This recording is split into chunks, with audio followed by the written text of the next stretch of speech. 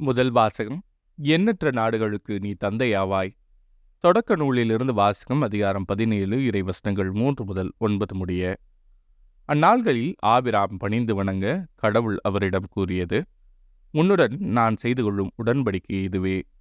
எண்ணற்ற நாடுகளுக்கு நீ தந்தையாவாய். இனி உன் பெயர் ஆபிராம் அன்று ஆபிரகாம் என்ற பெயரால் நீ அழைக்கப்படுவாய். ஏனெனில் எண்ணற்ற நாடுகளுக்கு உன்னை நான் மூதாதையராக்குகிறேன்.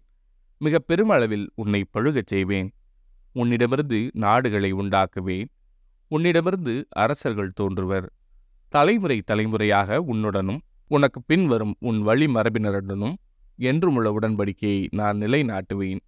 இதனால் உனக்கும் உனக்கு பின்வரும் உன் வழிமரபினருக்கும் நான் கடவுளாக இருப்பேன்.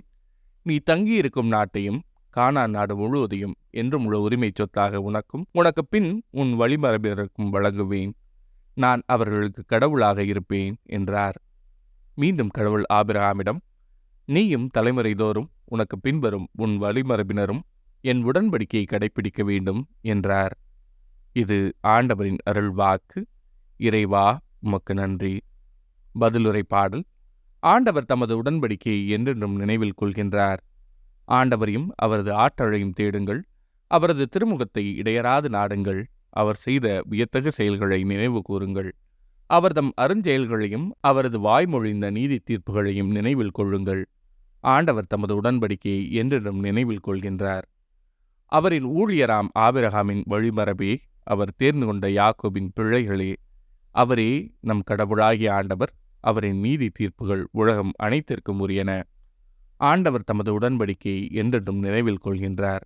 அவர் தமது உடன்படிக்கையை என்றென்றும் நினைவில் கொள்கின்றார். 1000 தலைமுறைக்கென தாம் அளித்த வாக்குறுதியை நினைவு கூறுகின்றார்.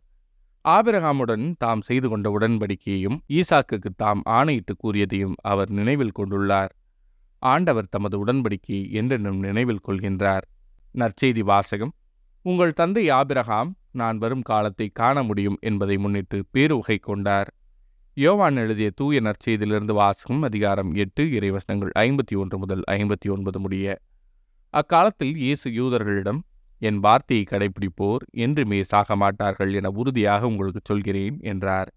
யூதர்கள் அவரிடம், நீ பேய் பிடித்தவன்தான் என்பது இப்போது தெரிந்துவிட்டது. ஆபிரகாம் இறந்தார், இறைவாக்கினர்களும் இறந்தார்கள். ஆனால் என் வார்த்தையை கடைப்பிடிப்போர் என்றுமே சாக மாட்டார் என்கிறாயே. எங்கள் தந்தை ஆபிரகாமை விட நீ பெரியவனோ? ஆபிரகாம் இறந்தார், இறைவாக்கினரும் இறந்தனர். நீ யார் என்று நினைத்து கொண்டிருக்கிறாய் என்றார்கள். இயேசு மறுமொழியாக, நானே என்னை பெருமைப்படுத்தினால் அது எனக்கு பெருமை இல்லை. என்னை பெருமைப்படுத்துபவர் என் தந்தையே. அவரையே நீங்கள் உங்கள் தந்தை என்றும் சொல்கிறீர்கள். ஆனால் அவரை உங்களுக்கு தெரியாது, எனக்கு தெரியும். எனக்கு அவரை தெரியாது என நான் சொன்னால் உங்களைப் போல நானும் பொய்யனாவேன். அவரை எனக்கு தெரியும். அவருடைய வார்த்தையையும் நான் கடைப்பிடிக்கிறேன். உங்கள் தந்தை ஆபிரகாம் நான் வரும் காலத்தை காண முடியும் என்பதை முன்னிட்டு பேருவகை கொண்டார். அதனை கண்டபோது மகிழ்ச்சியும் கொண்டார் என்றார். யூதர்கள் இயேசுவை நோக்கி, உனக்கு இன்னும் 50 வயது கூட ஆகவில்லை, நீ ஆபிரகாமை கண்டிருக்கிறாயோ என்று கேட்டார்கள். இயேசு அவர்களிடம், ஆபிரகாம் பிறப்பதற்கு முன்பே நான் இருக்கிறேன் என உறுதியாக உங்களுக்கு சொல்கிறேன் என்றார். இதை கேட்ட அவர்கள் அவர் மேல் எறிய கற்களை எடுத்தார்கள். ஆனால் இயேசு மறைவாக நழுவி கோவிலிலிருந்து வெளியேறினார். இது ஆண்டவரின் அருள்வாக்கு. கிறிஸ்துவே, உமக்கு புகழ்.